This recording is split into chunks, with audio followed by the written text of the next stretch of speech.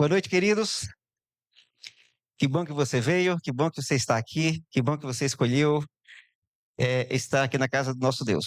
Para quem não me conhece, eu sou o Eilson, nordestino, de coração, potiguar, sou potiguar, Rio Grande do Norte, tá?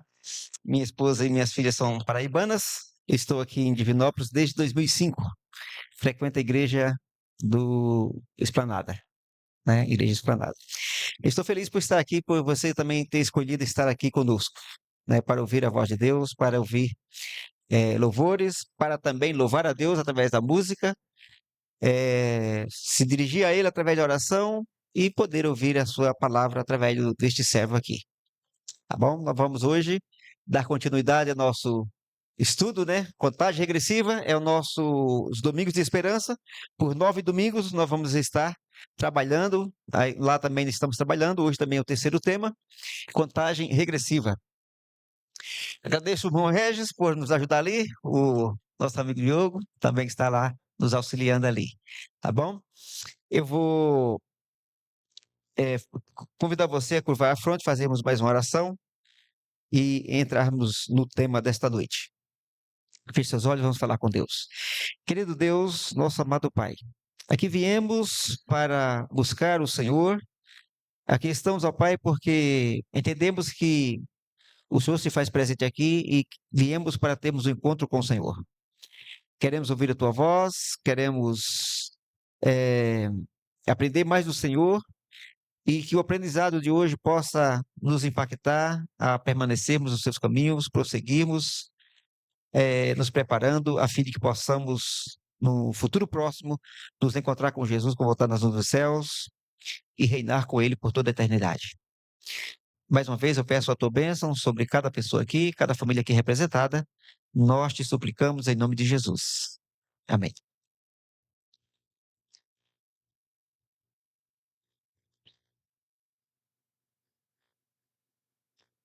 Queridos, vou pegar meu auxiliar aqui, a fim de que eu possa enxergar melhor. Queridos, hoje, deixa eu ver se eu ligo aqui.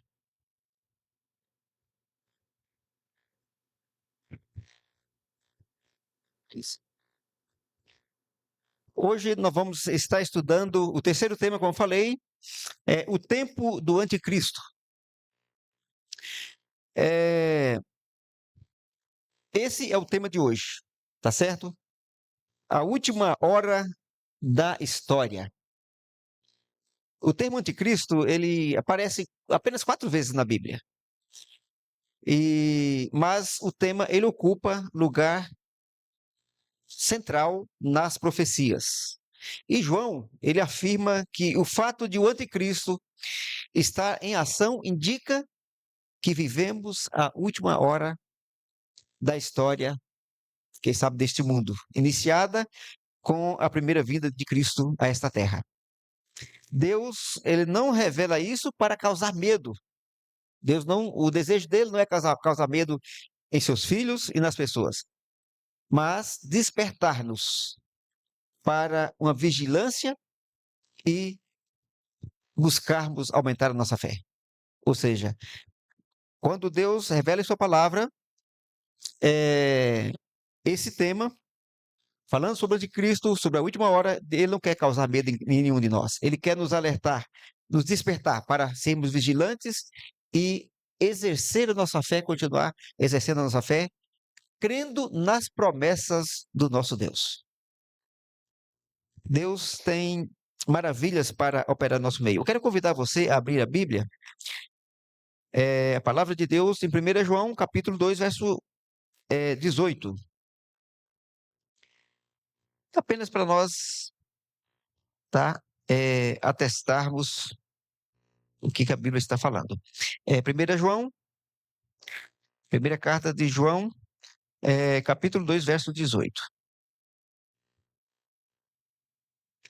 Diz assim a palavra de Deus: Filhinhos, já é a última hora.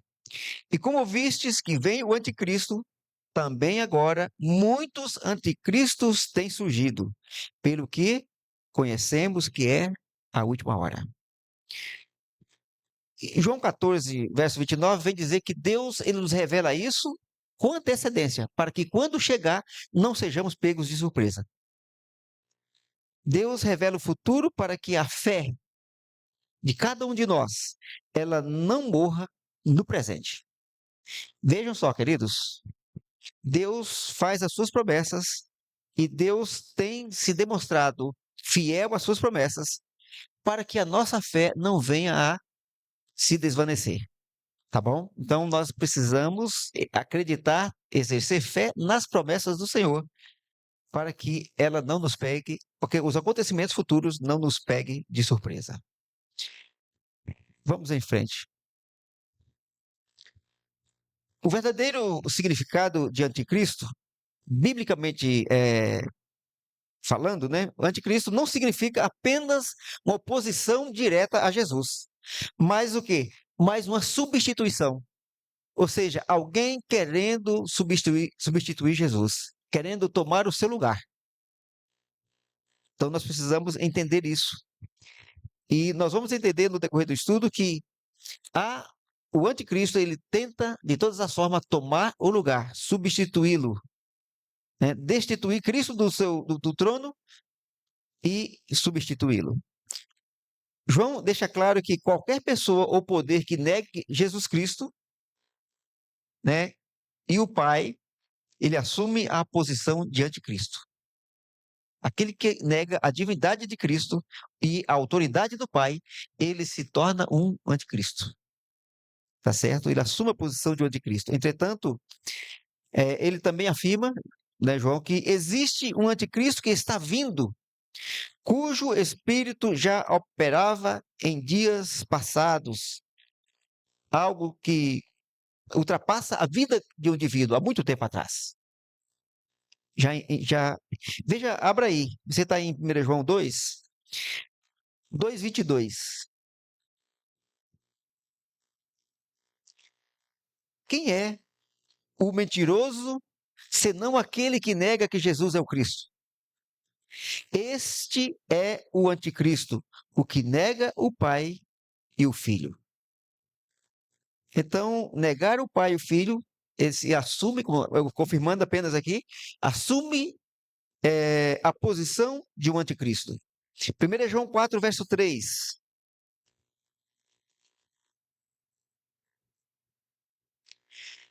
E todo espírito que não confessa Jesus não procede de Deus. Pelo contrário, este é o espírito do anticristo, a respeito do qual tendes ouvido que vem e presentemente já está no mundo. Então, queridos, o anticristo está presente no mundo. Ele está atuando, ele está trabalhando. Queridos, quando nós vemos eles tentarem mudarem os tempos e a lei, eles estão tentando tirar a autoridade de Deus. Quando as pessoas ou quando nós aceitamos a quebra dos mandamentos, nós estamos nos aliando com esse sistema, o anticristo. Porque ele tenta, nós entendemos que nós vivemos num grande conflito entre o bem e o mal. Desde que o pecado entrou no mundo, no nosso planeta, nós vivemos somos, né, presenciamos ou somos o objeto direto desse grande conflito entre o bem e o mal. E em todos os momentos, o inimigo das nossas almas, ele tenta diminuir, destituir Deus do seu trono, da sua autoridade e assumir a autoridade. Então, não nos enganemos. E os anticristos, eles podem ser pessoais, existe, né, uma distinção clara no texto original, que há anticristos individuais, indivíduos, pessoais, indivíduos, e há anticristos proféticos, que é um sistema religioso contínuo que existe. E o maior engano não é lutar contra Cristo, mas o quê? Mas tentar ocupar o lugar dele. Vocês sabem, né? O anticristo, como poder religioso e sistêmico. E Paulo existe e ele está aí atuando, como diz a Bíblia aqui no verso 3 aqui, ó. Ele como é que diz aqui? Não confessa Jesus, não procede de Deus, pelo contrário. Este é o Espírito Cristo, é, a respeito do qual tendes ouvido e vem, e presentemente já está no mundo.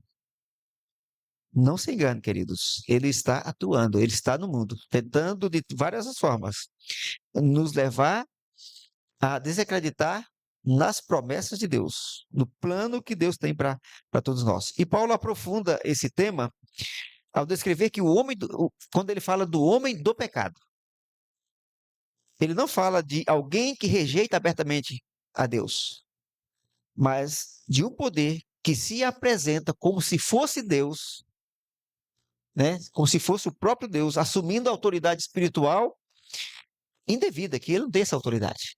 Mas ele se apresenta até mesmo como sendo o próprio Deus, ao ponto de mudar, né, os tempos e a lei. Então, estejamos atentos.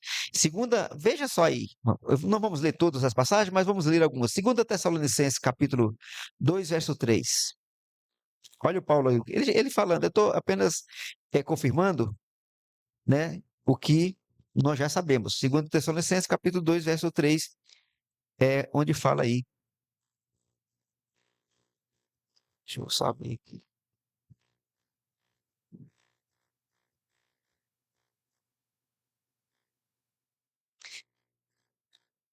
Eu vou ler a partir do verso 1 para a gente contextualizar. Irmãos, no que diz respeito à vinda de nosso Senhor Jesus Cristo e à nossa reunião com Ele, nós vos exortamos a que não vos demovais da vossa mente com facilidade, nem vos perturbeis, quer por espírito, quer por palavra, quer por epístola, como se procede de nós, supondo, eh,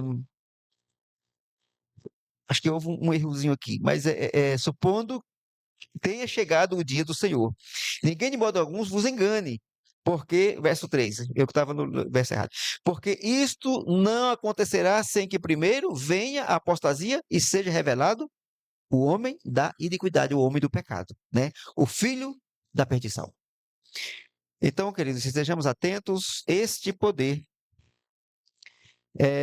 ele atua por meio de sinais, enganos, prodígios, por meio da falsidade, e só convence aqueles que rejeitam a verdade, que não querem ouvir a verdade, que não aceitam dar ouvidos à verdade. Não estou falando de escutar. Dar ouvidos, eu quero dizer aceitar a verdade, viver a verdade, né? Obedecer a verdade. O problema central não é a falta da informação ou de informação, mas a falta de amor ou de entrega à verdade. Queridos, nós conhecemos a verdade maravilhosa. Conhecemos Jesus, conhecemos a sua palavra, conhecemos a lei de Deus que é verdade. Diz a palavra, eu sou o caminho, Jesus diz, eu sou o caminho, a verdade e a vida. Ninguém vai ao Pai se não for por intermédio de mim. Então nós conhecemos Jesus, conhecemos a sua palavra que é verdade, mas muitas vezes falta o amor sincero à palavra, uma entrega. E nós precisamos todos os dias assumir esse compromisso com Deus e com a verdade e com a palavra, de vivermos as verdades da palavra de Deus. É uma luta, porque o inimigo, ele não descansa. Mas o engano, queridos, ele só domina quem decide não amar a verdade.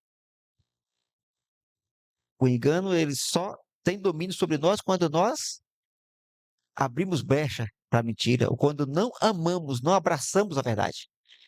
Aí o engano, ele domina sobre nós.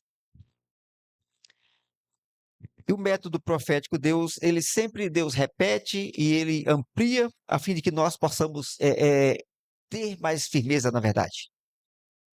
O texto original, ele enfatiza que Deus usa um método consistente nas profecias, repetição e ampliação. Nós vamos ver isso aqui. Deus, sempre, às vezes, há muitas profecias que são repetidas. Vamos ver lá Daniel, capítulo 2, que fala dos reinos. Daniel 7 também repete, amplia. né? Então Deus ele apresenta os impérios ali, na estátua ali. Lá em Daniel 7 ele repete com mais clareza, com mais detalhes, a fim de que nós entendamos e nos firmemos na verdade, tá? É, Daniel, depois eu vou sugerir que vocês leiam em casa, a fim de compreender melhor esse tema, né, dos impérios. Daniel capítulo 7, o, de 1 a 3. Leia o capítulo todo que vocês vão entender tudo, tá, da melhor forma. E a Bíblia, a profecia, ela é cheia de símbolos, e símbolos eles são explicados pela própria Bíblia. A Bíblia própria se explica, por exemplo, mar significa povos, nações, né? Vento significa guerra, né? O vento, lá de acordo com Jeremias 25, verso 32, vento significa guerras, né? Então, queridos, não há espaço para uma interpretação subjetiva, porque a própria Bíblia ela se explica, ela traz explicação. A Bíblia, né, ela traz os detalhes, ela clareia para nós. A profecia, ela não complica, mas ela se explica, tá bom? Vamos em frente. Os 4 impérios confirmados pela história. Em Daniel 7 você vai ver, vai ler todos ali, começa com a estátua, né? Depois ali Daniel 7, no capítulo 2, depois no capítulo 7, você vê os detalhes ali, tá certo? Aí nós temos aí, ó, Babilônia, o leão com asas, símbolos, né, que confirmados aí também pela arqueologia. Nabucodonosor era, nessa época, rei de Babilônia. Depois veio a queda dela sob o domínio, quando estava sob o governo de Belsazar. A Medo-Pérsia, nós vemos lá com o segundo reino, que representado pelo urso com 3 costelas na boca, tá certo? Era um poder desigual entre os medos e persas, né? Eram dois povos, e eles tinham depois por um período, reinou o medo, depois o persa. E as conquistas, eles conquistaram Babilônia, o Egito, a Lídia. O terceiro reino aí, vocês veem a Grécia, eles, simbolizado pelo leopardo com 4 asas e 4 cabeças. As asas ali, representando a rapidez das suas conquistas, e as 4 cabeças, a divisão após a morte de Alexandre o Grande. Os 4 generais que se dividiram, né? E cada um queria dominar ali, tá certo? E o quarto aí, Roma, um animal terrível e espantoso de dentes de ferro, que diz aí em Daniel 7. É o império político e militar, é, era o poder vigente por ocasião do nascimento de Jesus, por ocasião do seu julgamento e também na crucifixão de Jesus. E a história, ela confirma cada detalhe dessa profecia. Se nós formos pesquisar, aprofundar na história, nós vamos ver todos esses detalhes aí sendo confirmados, os detalhes da profecia. E o chifre pequeno, aí depois disso aí, queridos, tem aí um animal com 10 chifres, depois disso aí surge um chifre pequeno, um chifre com poder, né, um poder diferente, tá certo? Após Roma, surgem 10 chifres, que são ali os reinos da Europa, tá certo? Entre eles, aparece um chifre pequeno que recebe mais atenção do que todos os outros poderes juntos. Abra aí, Daniel, capítulo 7. Daniel, capítulo 7.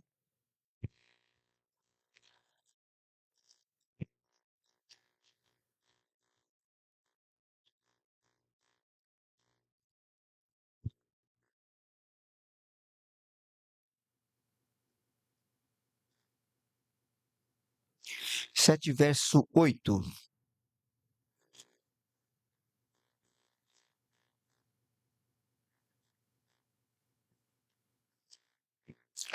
Estando eu a observar os chifres, eis que entre eles subiu outro pequeno, diante do qual 3 dos primeiros chifres foram arrancados. E eis que neste chifre, esse que surgiu, havia olhos como de homem, e uma boca que falava com insolência. Então, aqui, o verso 24 e 25 do mesmo capítulo. Os 10 chifres correspondem a 10 reis que se levantarão daquele mesmo reino, e depois deles se levantará outro, o qual será diferente dos primeiros, e abaterá a 3 reis. Proferirá palavras contra o Altíssimo, magoará os santos altíssimos e cuidará em mudar os tempos e a lei. E os santos lhe serão entregues nas mãos por um tempo, 2 tempos e metade de um tempo. Então surge um poder, e aí esse poder começa a perseguir os cristãos. Ele derruba 3 e surge com poder, com voz, com insolência, né? Ele surge após a divisão de Roma. Derruba 3, une-se a igreja, une-se com o Estado, persegue os santos, muda os tempos e as leis, como nós vimos, e governa por um período profético definido. E nós vamos. Trata-se de um sistema religioso e não de uma pessoa isolada. Nós precisamos entender sempre como um sistema, não como uma pessoa. Tá certo? É um sistema que governa, não é uma pessoa falar, fulano. Não, tá certo? É um sistema que tem um domínio e perseguiu os cristãos e perseguirá no futuro também. Nós precisamos saber disso. Os cristãos, os fiéis, serão perseguidos por manterem-se fiéis aos princípios da palavra de Deus, manterem-se fiéis ao grande Deus. Nós temos que estar preparados para isso. Precisamos exercer fé, fortalecer nossa fé para resistir esses dias maus. E o perigo, queridos, o perigo não está na força política, mas na autoridade religiosa corrompida. Nós sabemos que vai se unir o Estado, né, na figura, né, dos Estados Unidos, né, com Roma. O Estado com o poder político ou o poder religioso. Né, vai dar poderes. Nós já conhecemos essa aí. Vamos, quem sabe, mais futuramente aprofundar mais. E o tempo profético e o cumprimento histórico, esse texto, ele explica detalhadamente o tempo profético. Lá no verso 25, nós lemos agora, que por quanto tempo o povo de Deus, o remanescente, seria perseguido? Um tempo, 2 tempos e metade de um tempo. O que é um tempo? Um ano, mais 2 tempos, 2 anos, 3 anos. E metade do tempo, 3 anos e meio. 3 anos e meio dá 42 meses, né? Vezes 30, 1.260. Perfeito, não. Perfeito. 1.260 dias, 1.260 anos. Tá certo? De acordo com Números, capítulo 14, verso 34, e Ezequiel 4, verso 6, um dia em profecia equivale a algo humano, né?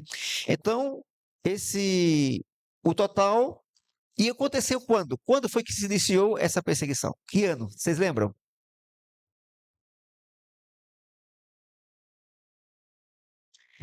Começou em 538 e foi até 1798, que dá exatamente 1.260 anos. Ali quando, no decreto de Justiniano, foi o decreto, né, de perseguição, mas findou com a prisão do Papa Pio VI em 1798. Tá certo? Nenhuma outra potência histórica cumpre todas as características, tá certo, apresentadas, que nós vimos. E ao lermos, nós percebemos. Então, quando Deus marca o tempo, a história obedece. Então, a profecia se cumpre. Tá certo, queridos? Então, Jesus deixa claro, ele revela os acontecimentos antes que eles ocorram. Tá certo? Nós vamos atestar isso aí, nós vamos comprovar, tá certo?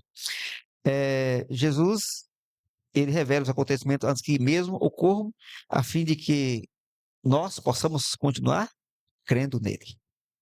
Tá? Quando isso acontecer, não, Jesus disse. Abra aí, João, capítulo 14, agora é Evangelho de João, capítulo 14, verso 29. É só para nós confirmarmos essa verdade.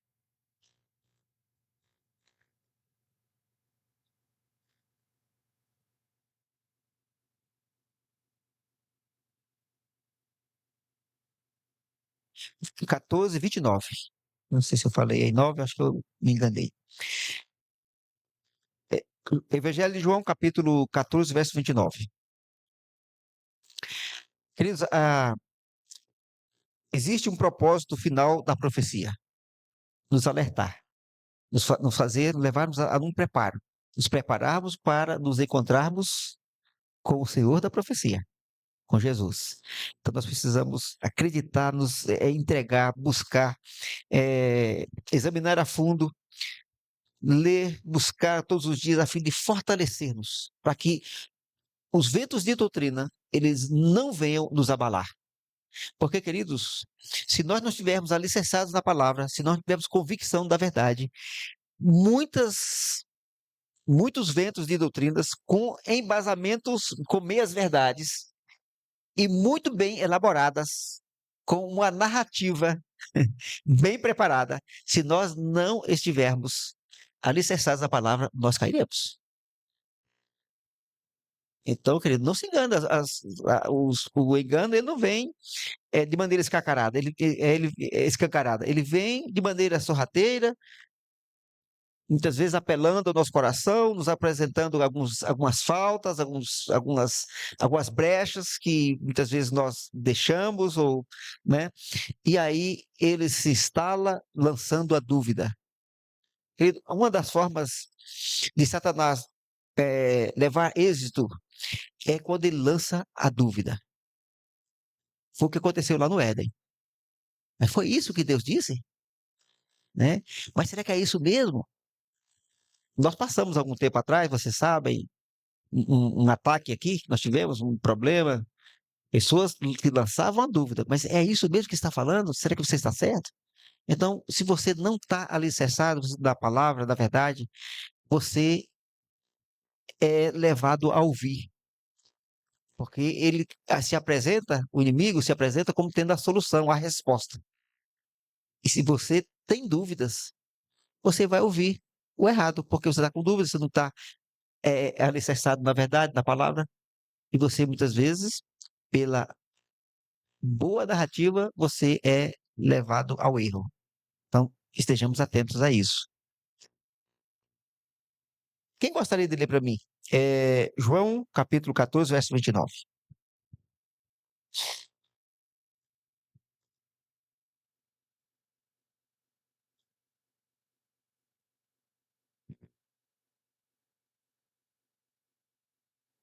Muito bem. Outra tradução diz: Eu vos disse agora, antes que aconteça. Mesmo sentido, é só para outra tradução. Para que quando acontecer, vós acrediteis. Né? Então, é, após o período lá do chifre pequeno, veio o juízo. Depois o reino eterno de Deus. E a profecia não termina no anticristo, mas ela termina em Cristo sendo vitorioso e reinando para sempre com seus filhos. Amém? Com cada um de nós. Eu quero estar lá. Eu quero estar lá. Não por minhas forças, não por meus méritos, mas pelos méritos de Cristo, que já são mais do que suficientes para me resgatar da condenação do pecado.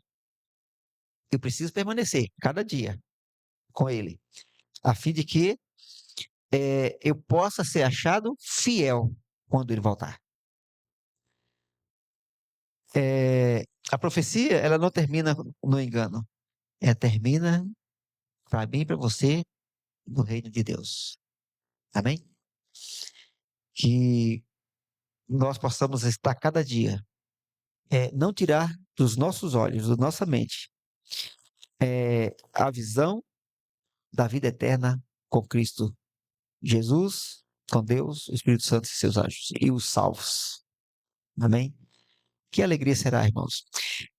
Enquanto as irmãs louvavam aqui, eu ficava pensando, mas que bom, como é bom estarmos na casa do Senhor, na presença de Deus. E nesse momento, muitos outros também estão nesse mesmo momento, também adorando a Deus, se renderam ao chamado do Espírito Santo, porque Saiba, queridos, que você, hoje, nessa noite, você foi convidado pelo Espírito Santo. E louvado seja Deus porque você ouviu o chamado dele para estar aqui. E é muito bom, mas isso é significativo. Muitas vezes a gente dá pouca importância o fato de nós estarmos aqui.